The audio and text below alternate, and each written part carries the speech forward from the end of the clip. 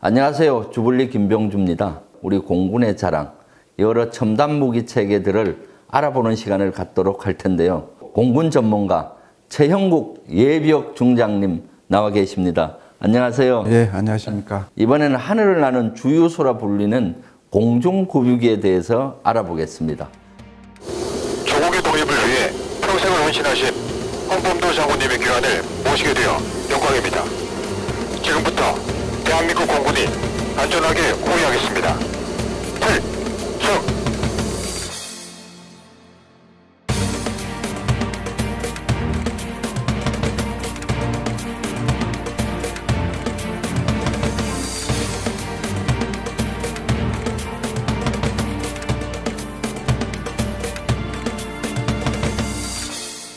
아마 많은 분들이 기름이 부족하면 착륙해서 기름을 넣지 굳이 이륙해서 하늘에서 왜 기름을 넣느냐 이런 의문을 많이 갖고 있죠.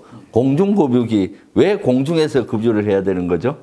결론부터 말씀드리면은 이 사이즈에 맞는 연료를 탑재하지 않습니까? 네. 그러다 보니까 여객기 같은 경우는 장거리를 갈 수 있는 만큼 많은 연료를 탑재하고 전투기는 전투 목적을 하다 보니까 그 내부에 탑재할 수 있는 실을 수 있는 연료가 제한됩니다.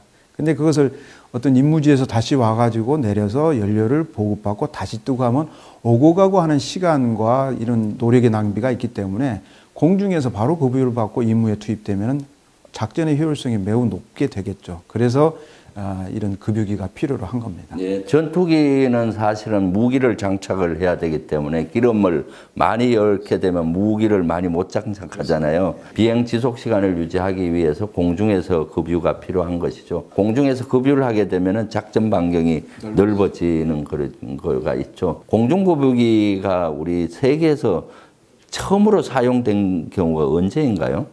1923년도에 미국에서 첫 개발을 했는데 그때는 그 날개가 두 개인 복엽기입니다. 거기에서 처음으로 시도를 했고 54년도에 미국에서 요즘과 같은 공중급유기가 만들어져서 작전을 했고 지금은 세계 여러 나라에서 이제 공중급유를 운영합니다. 아랍에미리트, 영국이나 또 일본도 4대를 운영하고 있고요. 물론 이제 러시아나 중국도 운영을 하고 있습니다. 네.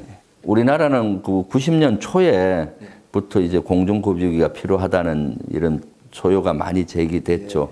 최근에 이렇게 4대까지 전력화가 됐는데 이 전력화되는 과정에 대해서 좀 말씀을 해 주시죠.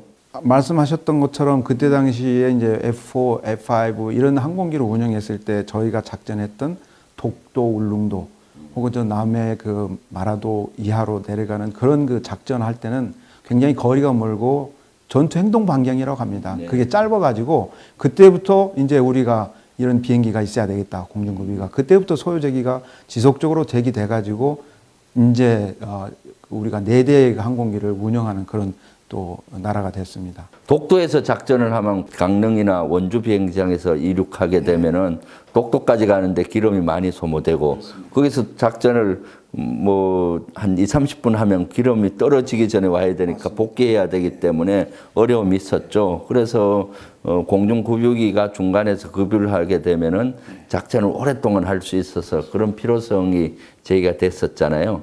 그래서 이제 4대가 전력화되면서 우리 공군의 작전 반경이 획기적으로 향상이 저는 됐다고 봅니다. 어떻게 생각하세요? 전투 행동 방향이라는 건 전투기로서는 아주 중요한 요소지 않습니까? 그게 이제 확장이 된 거죠. 그러니까 어떤 그 효율성, 작전 운영의 효율성적인 측면에서 매우 획기적으로 발전이 되는 거죠. 네. 공군이 알래스카 가서 레드 플래그 훈련을 했었죠. 네. 그때 보면은 기름이 부족하니까 여러 군데 섬에 내려서 기름을 공급받고 이렇게 갔었는데 공중급유기가 보급되면서 그냥 한 번에 급유를 받으면서 간다고 들었는데 사실입니까? KC-330이 전력화되기 전에는 미군으로부터 지원을 받았습니다. 그래서 미군으로부터 9번의 공중급유를 받아서 알래스카에 갔습니다.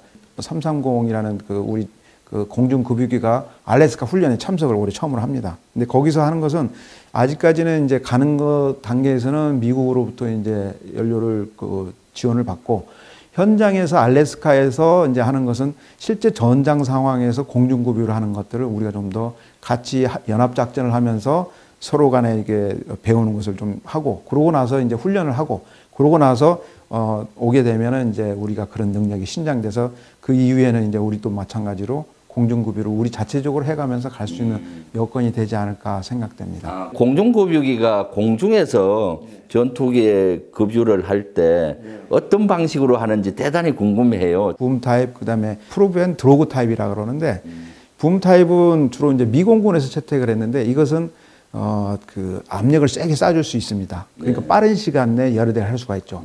근데 이제 미 해군은 드로그 타입을 쓰는데 이것은 붐 타입은 그 공중급유에서 항공기의 조종사에게 붙여주는데 이 드로그 타입은 연료 공급률이나 좀 낮고 전투기 조종사 공중급유를 받는 조종사가 가서 붙이도록 되어 있습니다. 그럼 우리 공중급유기는 어떤 타입을 가지고 있나요? 공중급유기는 연합작전을 하지 않겠습니까? 두 가지 타입을 다 갖고 있습니다. 그래서 어떤 효과가 있냐면은 붐 타입으로 훈련을 받은 공군 조종사들한테는 붐 타입이 가서 공중급유를 해주고 그 다음에 이제 미 해군 같은 경우는 이제 또 오지 않습니까? 그래서 그것은 이제 드로그 타입으로 또 연료 공급을 해주고 근데 우리는 주력 기종이 다 붐 타입으로 하기 때문에 붐에 대해서 할 수 있는 게 한 3대 정도 있고 한 대는 드로그 타입도 프로브 앤 드로그 타입을 할 수 있도록 그렇게 되어 있습니다. 네.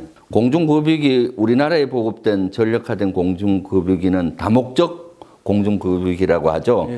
단순히 전투기에 대해서 그 기름을 그 공급하는 것뿐만 아니라 인력 수송에도 사용을 하잖아요. 사실 항공기랑 일반 민간 항공기를 개조한 타입이잖아요.